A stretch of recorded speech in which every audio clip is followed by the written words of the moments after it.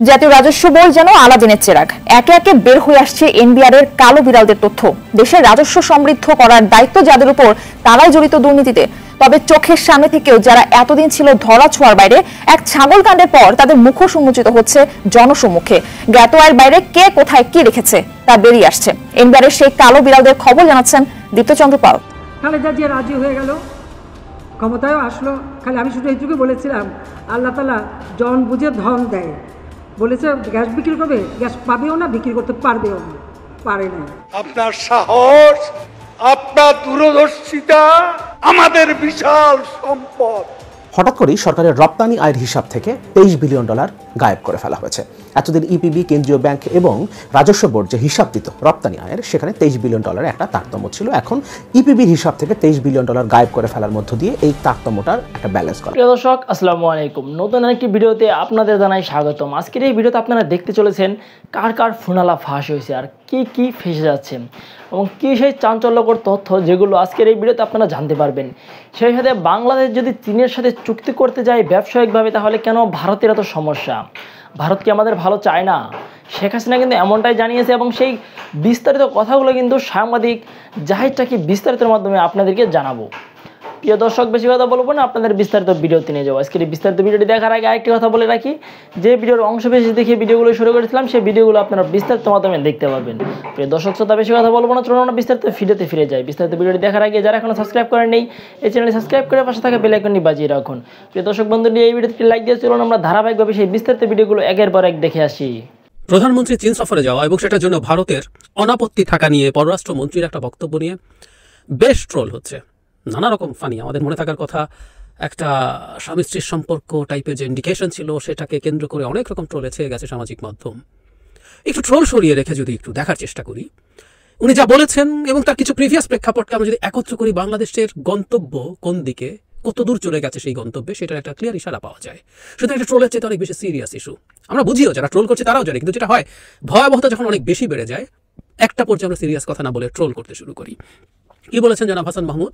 উনি সৌদি আরব সফরে গিয়েছিলেন, ফিরে এসছেন, তেমন কিছু আসলে হয় নাই। অনেক বিনিয়োগ, এখানে টাকা রাখবে, অফশোর অ্যাকাউন্টে টাকা রাখবে, থাকলে বিরাট ঢোল পেটাতেন, তেমন সাকসেসফুল কিছু হয় নাই। যাই হোক, একটা এসে ব্রিফিংয়ের সময় সাংবাদিকদেরকে তিনি বলেছেন ভারতের প্রধানমন্ত্রী নরেন্দ্র মোদীর সঙ্গে বৈঠকেই চীন সফরের কথা জানিয়েছেন প্রধানমন্ত্রী শেখ হাসিনা এবং মোদীর কোনো আপত্তি নেই। বৈঠকেই জানিয়েছেন এবং মোদীর কোনো আপত্তি নেই। খুব আলাদাভাবে যদি দেখি, ইটসেলফ এটা একটা মারাত্মক কমেন্ট, কিন্তু আমরা যদি দু তিনটা প্রিভিয়াস মন্তব্যকে একত্র করে আমরা পড়ার চেষ্টা করি, বোঝার চেষ্টা করি, তাহলে সেটা ডাইমেনশনটা আমাদের কাছে আরও স্পষ্ট হয়। কেউ বলবেন এই ডাইমেনশনটা আমরা জানি, কিন্তু তারপরও এটা কেন মাঠে আসে? আমি দুটো মন্তব্য একটু যোগ করতে চাই। সেটা হচ্ছে, তার আগে যিনি পররাষ্ট্রমন্ত্রী ছিলেন তিনি ভারতে গিয়েছিলেন এবং 2022 সালে তার একটা দীর্ঘ বক্তৃতা, যেখানে তিনি বলছেন, হেডলাইনটা প্রথম আলো এভাবে করেছে, ভারতে গিয়ে আমি বলেছি এই সরকারকে টিকিয়ে রাখতে হবে। অনেক কথা উনি বলেছেন, মানে ভারতে অনেক কিছু হয়, আমরা এখানে এটা হতে দেই না, সেটা হতে দেই না, তোমাদেরকে সার্ভিস দিয়েছি, তো তোমরা এবার শেখ হাসিনা সরকারকে অ্যাট এনি কস্ট টিকিয়ে রাখো, স্পষ্টভাবে বলেছেন।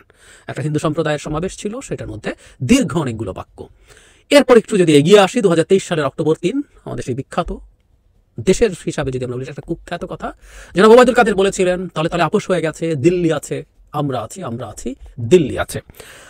সো ওই সময়গুলো থেকেই প্রকাশ্যে এটা আওয়ামী লীগের দিক থেকে প্রকাশ্যে আমাদের সামনে আসতে শুরু করলো। এর আগে আমরা খুব ভালো মতো জানি যে বাংলাদেশ আসলে এই সরকারটা, এই রেজিমটা টিকে আছে ভারতের অন্যায় সমর্থনের মাধ্যমে। ভারত অ্যাট এনি কস্ট এই সরকারটাকে ক্ষমতায় রাখার চেষ্টা করছে, করে তার এই ভালনারেবিলিটিটার সুযোগ নিয়ে দেশ থেকে তার যা যা চাওয়ার আছে একেবারে বিনা মূল্যে সেটা তারা নিয়ে ফেলছে। এটা নিয়ে আমাদের কোনো কনফিউশন নেই, কিন্তু প্রশ্ন সেই জায়গায় না। প্রশ্নটা হচ্ছে মন্ত্রীরা কেন এভাবে প্রকাশ্যে এই কথাগুলো বলছেন, সেটা আমাদের একটু বোঝা দরকার আছে। তার আগে জনাব হাসান মাহমুদ যেটা বলেছেন সেটা কি সঠিক? ইয়াস, সেটা সঠিক, উনি বলার আগেও হবে। আমি আমার একাধিক ভিডিওতে বলেছি, আমি আবার একটু বলি। সেটা হলো, ধরুন ভারতে তো এবার নির্বাচন হচ্ছে, সুতরাং নতুন সরকার গঠিত হতে দেরি হবে। বাংলাদেশ ভারতকে কিন্তু এই মেসেজ দিতে পারতো, তোমাদের যেহেতু সরকার গঠিত হচ্ছে, আমি একটু চীন থেকে ঘুরে আসি, চীন থেকে ঘুরে এসে আমি তোমার দেশে যাব, তোমাদের সরকার গঠিত হোক। তো জানুয়ারিতে সরকার হলো, ফেব্রুয়ারি, মার্চ, এপ্রিল, মে, জুন, এর মাঝখানে চীন থেকে ঘুরে এসে ভারতে যাওয়া যেতে পারতো। কিন্তু কেন আগে ভারতে যেতে হলো? নাম্বার 1, যে আমি তোমার জন্য আমার যাবতীয় সব পিছিয়ে রাখছি, এটা আমার প্রেম কতটা গভীর, একতরফা, এইটা প্রেম বলাটা মনে ঠিক হয়নি। আমার আনুগত্য, আমার প্রভুভক্তি কতটা প্রকট, কতটা গভীর সেটা প্রমাণ হলো। এবং তার চাইতে যেটা জরুরি বলে আমি মনে করি, প্রথম কথা হচ্ছে প্রাইম মিনিস্টার চায়না গেলেন, ভারতকে নিষেধ করতো? উত্তর হচ্ছে নিষেধ করতো না, ভারতকে উত্থাপন করে যেতে দিত। আরেকটা জিনিস জনাব হাসান মাহমুদ বলবেন না, কিন্তু আমরা যৌক্তিকভাবে ধারণা করতে পারি কি হয়েছে ওখানে। ওই বৈঠকে জনাব মোদি রেড লাইনগুলো দেখিয়ে দিয়েছেন, চায়নাতে যাও, এটা কি কি আপনি করবেন, করেন, এই করতে পারেন, ওই করতে পারেন। কারণ প্রধানমন্ত্রী মোদীকে এটা কনভিন্স করার চেষ্টা করেছেন, মোদী কনভিন্স হওয়ারও কথা। সেটা হচ্ছে যেহেতু বাংলাদেশ সরকার চরম একটা ইকোনমিক ক্রাইসিসে আছে, চায়না সাহায্য তার লাগবে, এবং চায়না সাহায্যের অভাবে যদি সরকারের ইকোনমিক ক্রাইসিসটা অনেক বেশি খারাপ হয়ে যায় এবং তাতে যদি মারাত্মক কোনো মুভমেন্টে, আপরাইজিংয়ে সরকারের পতন হয়, তাতে ভারতের খুব বেশি বেনিফিট হবে না। ভারত চায় এই সরকারটা ক্ষমতায় থাকুক। তো চায়নার কাছে যাওয়া, চায়নার কাছে চাওয়া, তাতে ভারত সায় দেবে, কারণ সরকারকে টিকিয়ে রাখতে হবে। কারণ চায়নার উপরে যদি আপনি প্রচণ্ড রকম রেড লাইন টেনে দেন যে না চায়নায় যাওয়া যাবে না, তাহলে ভারতের পক্ষে এই সরকারের ইকোনমিক ক্রাইসিসে সিগনিফিক্যান্ট হেল্প করা সম্ভব না। মানে চায়না যা করবে তাতেও সরকারের অর্থনৈতিক সংকট কাটিয়ে উঠতে পারবে কিনা ডিফারেন্ট ডিবেট, ওটা নিয়ে কথা বলবো খুব দ্রুতই। কিন্তু ভারত, মানে চায়না যতটুকু করবে ভারত ততটুকু করার কথা চিন্তাও করা যায় না। সুতরাং ওইটা ব্যারিয়ার দিত না। কিন্তু যে কাজটা হবে সেটা হচ্ছে যারা মোদি রেড লাইনগুলো দেখিয়ে দিয়েছেন, এই রেড লাইন, এগুলো ক্রস করা যাবে না, আমি শিওর। সে কারণেই আসলে আগে মোদির সাথে বৈঠক করতে হয়েছে, তারপর চায়না যাবার সিদ্ধান্ত নিতে হয়েছে, ধারণা করতে পারি। তাহলে কি দাঁড়ালো? বাংলাদেশের ডিফ্যাক্টো এটা ডিফ্যাক্টো, কারণ এটা ঘোষিত না। ভুটানে যেমন পররাষ্ট্রনীতি অলমোস্ট ঘোষিত, যে ভারতের পুরো নিয়ন্ত্রণে ছিল, এখানে সেটা না, কিন্তু বাংলাদেশের পররাষ্ট্রনীতি ডিফ্যাক্টো এখন ভারতের নিয়ন্ত্রণে চলে গেছে। বাংলাদেশ আর কোন দেশের সাথে কি সম্পর্ক করবে, কতটুকু করবে, কিভাবে করবে, প্রত্যেকটা জিনিস, বিশেষ করে কৌশলগত জায়গাগুলোতে ভারত ডিসাইড করে। এটা আমরা বুঝে গেলাম, ক্লিয়ারলি বুঝে গেলাম। প্রশ্ন হচ্ছে এগুলো এখন মন্ত্রীরা বলে বেড়াচ্ছেন কেন? এগুলো আমরা আগে থেকেই জানি। এখন মন্ত্রীরা বলাতে যেটা হয়, স্ট্রঙ্গার হয় ভিত্তি। আমরা যখন বলতাম তুড়ি মেরে উড়িয়ে দিতে পারতো। কিন্তু এই আমি যখন বহু টকশোতে আওয়ামী লীগের লোকজনের সাথে কথা বলতে গেছি, যখন জনাব মোমেনের সেই ভারতকে বলেছি টিকিয়ে রাখতে, কাদেরের দিল্লি আছে, আমরা আছে, এগুলো বলেছি, চেষ্টা করে ইনিয়ে বিনিয়ে বলার, যেগুলো ব্যক্তিগত মতামত ইত্যাদি ইত্যাদি, কিন্তু তাদের গলার জোর থাকে না। কারণ খুবই সিগনিফিক্যান্ট লোকজন যখন এই ধরনের মন্তব্য করেন, সেটা তাদের জন্য এড়ানো কঠিন। কিন্তু তারপরও তারা এই মন্তব্যগুলো করছেন। আমরা এই প্রশ্ন তো করতেই পারি, তাহলে কেন? যে জনাব হাসান মাহমুদ এই মন্তব্য করলেন, ভয়ঙ্কর মন্তব্য, কিন্তু কেন করলেন? ধরুন ওনাকে কেউ জিজ্ঞেস করলো, তো বলতেই পারতেন না এই প্রশ্ন কেন আসে, আমরা স্বাধীন সার্বভৌম দেশ, আমরা যেখানে ইচ্ছা সেখানে যাওয়া, ভারত এখানে বলার কি? এই জবাব হতে পারতো না? জনাব হাসান মাহমুদ কি বোকা? একেবারেই না, কোনো কারণ নেই।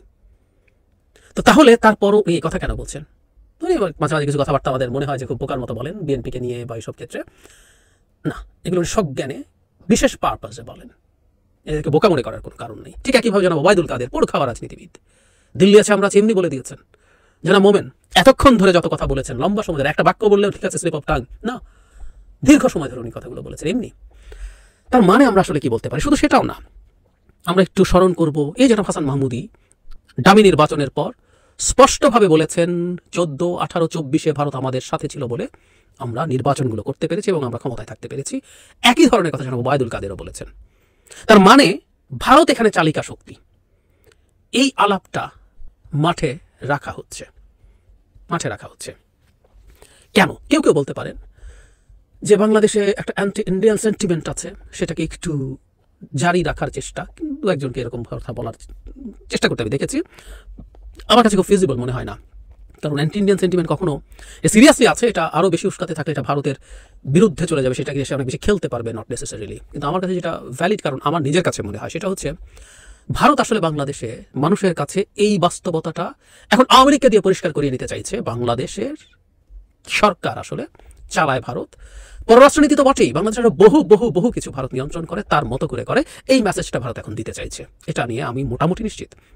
কারণ ভারত ভবিষ্যতে আরও অনেক বেশি আগ্রাসী ভূমিকা আরও প্রকাশ্যে নিতে চায়, এবং এসব বলে শুধুমাত্র যে মেসেজ দিতে চান, এই মেসেজের রিয়াকশন কেমন হচ্ছে সেটাও দেখার এক ধরনের চিন্তা বা চেষ্টা তার থাকতে পারে। কারণ সেই রিয়াকশনের ধরন বুঝে ডিপেন্ড করবে সে পরবর্তী কৌশলটা কীভাবে ঠিক করবে। অ্যাট দ্য সেম টাইম যে মন্ত্রীরা এসব দায়িত্বে আছেন, দায়িত্বে থাকেন, তাদের মধ্যেও এই চেষ্টা থাকে। কারণ এখন তো ভারতের ক্যান্ডিডেট বলে হুমকি দেয়, যে আমি হুমকি, মানে একজন দামি ক্যান্ডিডেট আরেকজন কর্মকর্তাকে হুমকি দিয়েছিল না নির্বাচনের আগে, শুধু শেখ হাসিনার প্রার্থী নয়, ভারতের প্রার্থী। সো ভারতের প্রার্থী হওয়া যেমন একটা শক্তি বা হ্যাডামের জায়গা, ঠিক একইভাবে ভারতের পক্ষে কথা বলা মন্ত্রীরাও তাদের মন্ত্রিত্ব অনেক বেশি স্ট্রঙ্গার করতে পারবেন, কারণ তারা জানেন তাদের কিবলা এখন বাংলাদেশে নাই। সুতরাং এই চেষ্টাও মন্ত্রীদের মধ্যে আছে। সুতরাং এই মন্তব্যগুলো যখন আমাদের সামনে এইভাবে আসে, এটার অনেকগুলো ডাইমেনশন আছে, এবং বলা বাহুল্য প্রত্যেকটা ডাইমেনশন জাতি হিসাবে আমাদের শেষ হয়ে যাওয়ার যে কোনো রকম মানে ক্লিয়ার লক্ষণ প্রকাশ করে। প্রিয় দেশবাসী, শুরু থেকে শেষ পর্যন্ত যারা এই ভিডিওটি দেখেছেন সকলকে জানাই অসংখ্য অসংখ্য ধন্যবাদ। যারা এরকম নিউজ ভিডিও পেতে পছন্দ করেন তারা অবশ্যই এই চ্যানেলটি সাবস্ক্রাইব করে পাশে থাকা বেল আইকনটি বাজিয়ে দিবেন। যারা এখন এই ভিডিওটি শেয়ার করেননি, এই ভিডিওটি দ্রুত শেয়ার করে সকলকে দেখার সুযোগ করে দিন। আজকের মতন এই পর্যন্ত দেখা হচ্ছে পরবর্তী কোনো ভিডিও নিয়ে ইনশাল্লাহ।